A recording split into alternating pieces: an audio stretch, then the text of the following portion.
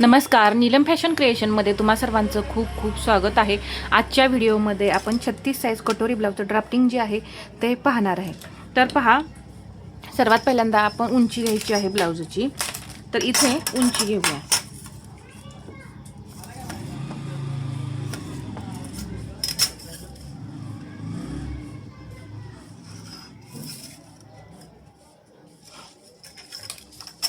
उंची घेणार आहे मी 14 + 1 15 इंच। इथे पहा, या पद्धतीने मी 15 इंचावरती मार्किंग करून घेतलं उंचीचं आणि इथून एक सरळ लाईन ओढून घेते। शोल्डर घेऊ आपण 5.5। इथे अजून एकदा मी 5.5 इंचावरती पॉइंट दिला। मुंडा घेणार आहे 5.25।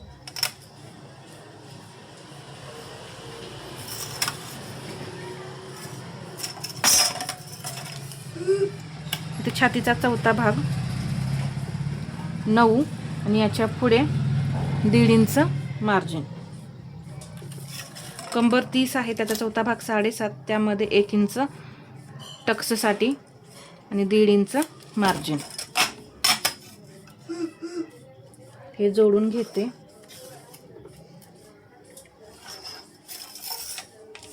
जोडून घेतल्यानंतर क्रॉस पॅक देणार आहे 1/2 इंचाचा।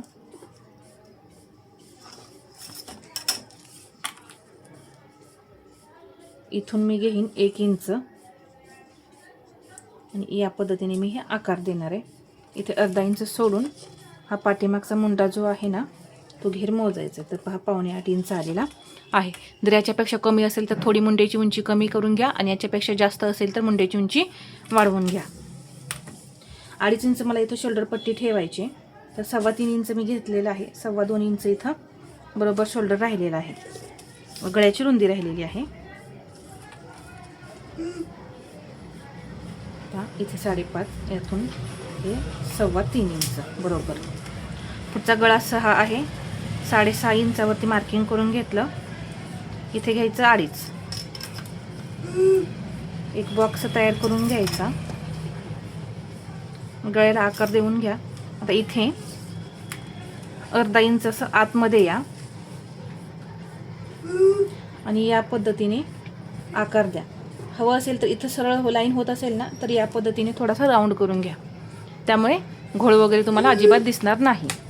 आता इथे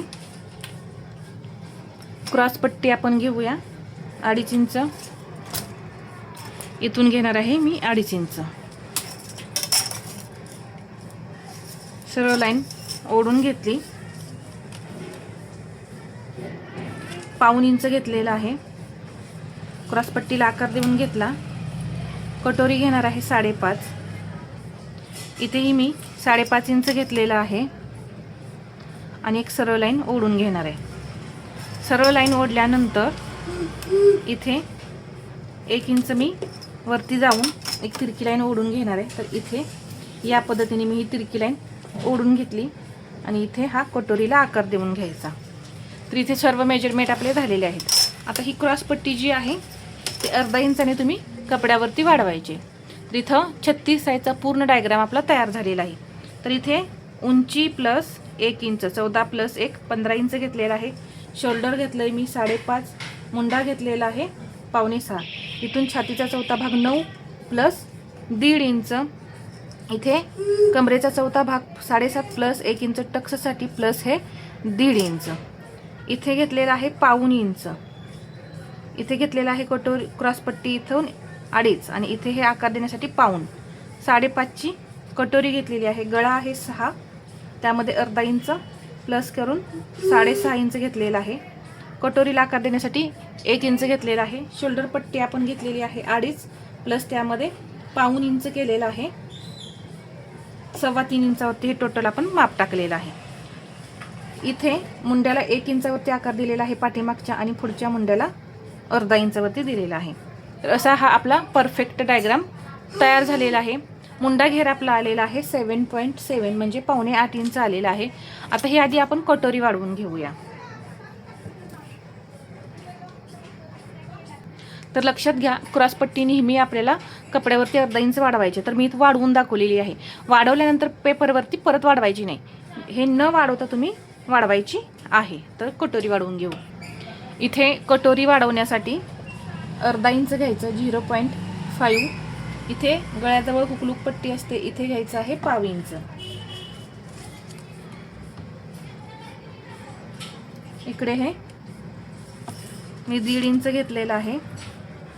इथेही मी हे 1.5 इंच घेतलेलं आहे. या पद्धतीने आकार दिला. इथे सुद्धा हे जोडून घ्यायचं पहा. या पद्धतीने जोडल्यानंतर याचा सेंटर करून घेऊया. इथे आला सेंटर. इथून घेणार आहे मी 1.5 इंच. आता हे जोडून घ्यायचं आहे आपल्याला.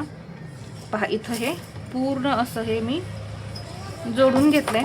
आता आपल्याला टक्स द्यायचा आहे. तर किती वाढवलंय आपण? इकडे 1.5 इंचाने वाढवलेलं आहे. इकडे तर इथे 1.25 इंच टाकायचं आहे. इथे 1.25 इंच, इथे हे 1.25 इंच.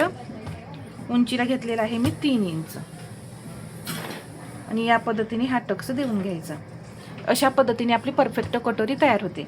तर कटोरी कितीची होती आपली? ही मूळ कटोरी 5.5ची. तर 5.5 इंच इथं आलं पाहिजे. तर त्याचा निम्मा किती होतो? 2.25. पहा इथे आलं. हे शिलाई मार्जिन आपलं शिल्लक राहिलेलं आहे. इथून ही पहा 2.25 इथं आलेलं आहे. हे शिलाई मार्जिन आपलं एक्स्ट्रा शिल्लक राहिलेलं आहे. म्हणजे टक्स दिल्यानंतर आपली कटोरी बरोबर किती होणार आहे? 5.5 इंचाची तयार होणार आहे. आता आपण बाहीचं कटिंग पाहूया. सर्वात पहिल्यांदा मी बाहीची उंची घेते. मी तर 5 इंचाची तुम्हाला बाही दाखवेन 36 साईजमध्ये. मुंडा घेर आपला 7.25 इंच भरलेला होता. आता इथे उंची घेऊया. 5 + 1 6 इंच. इथेही 6 इंचावरती एक पॉईंट दिला. सरळ लाईन ओढून घेतली. आता मला इथे कॅपेट टाकायचे 3.5 इंच. इथे सुद्धा मी अशी कॅपेट घेतलेली आहे. आता हा 7.25 मुंडा आलेला तो मी या लाईनवर टाकणार आहे. पहा इथून असा 7.25. याच्या पुढे हे 1.5 इंच मार्जिन. दंड घेर आहे 6 आणि याच्या पुढे हे 1.5 इंच मार्जिन. या पद्धतीने आता इथे तिरकी लाईन ओढून घ्यायची. पहा तिरकी लाईन ओढून घेतल्यानंतर समसमान 4 भाग करून घ्या. किंवा पहा 2 2 2 या पद्धतीने मार्किंग करून घ्या. 1 इंच या इथे घेतलेला आहे.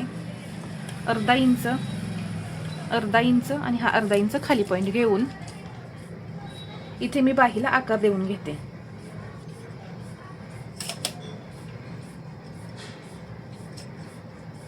इथे अर्धा इंच असं डाऊन करायचं.